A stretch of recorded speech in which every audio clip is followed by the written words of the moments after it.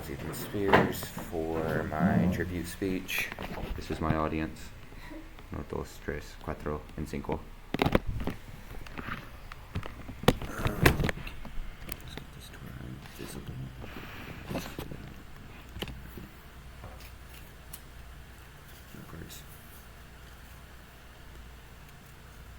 There's not much on them, but they are note cards nonetheless.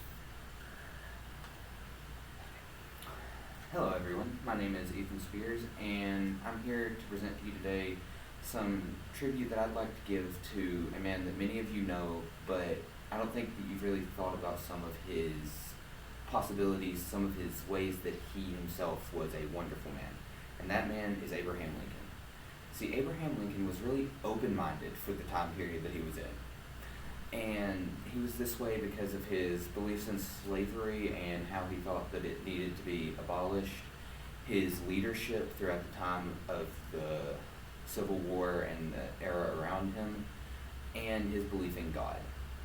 So, beginning with his leadership, Abraham Lincoln was a very strong leader. He led through the entirety of the Civil War himself, personally leading the Civil War campaign, as well as delivering things such as the Second Inaugural Address and calling the people of the United States to come forth with him and draw their arms against the oppressive beast of slavery.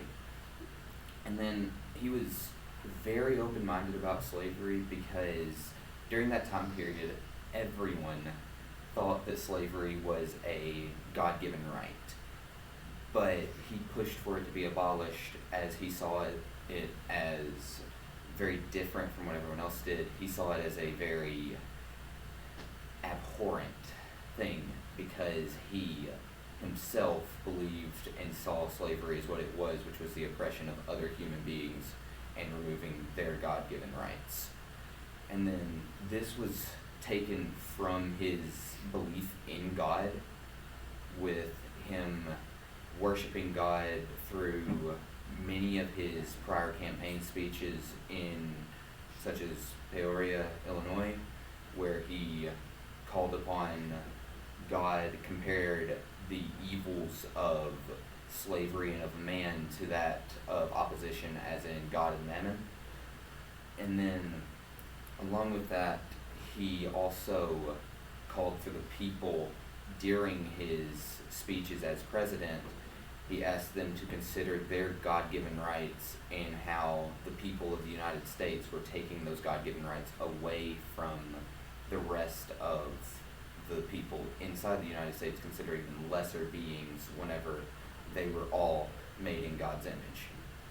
And through all of this, he pushed the United States to be more open-minded in this time period, and eventually he pushed for the abolition of slavery and led to the people of the United States slowly becoming more healthy and the United States commerce growing in all of its fields.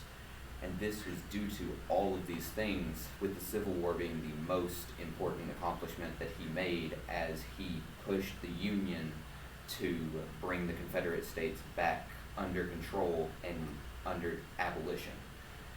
And this really exemplified how Abraham Lincoln was, due to his belief in God pushing him to start the war rather than just allow the Confederate States to continue their sinful ways, and really pushing for everyone to be as open-minded as he was, because he believed that all people should be given their God-related rights rather than the people of the United States choosing whether one race gets these rights and one race doesn't, which really led him to being a very open-minded president, even after the Civil War, where he started on Reformation and began to push the people of the South to be more open-minded like himself and truly become a better nation and better people in general by introducing African Americans and Africans to their own communities and allow them to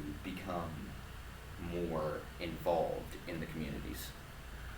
Thank you for coming to my speech.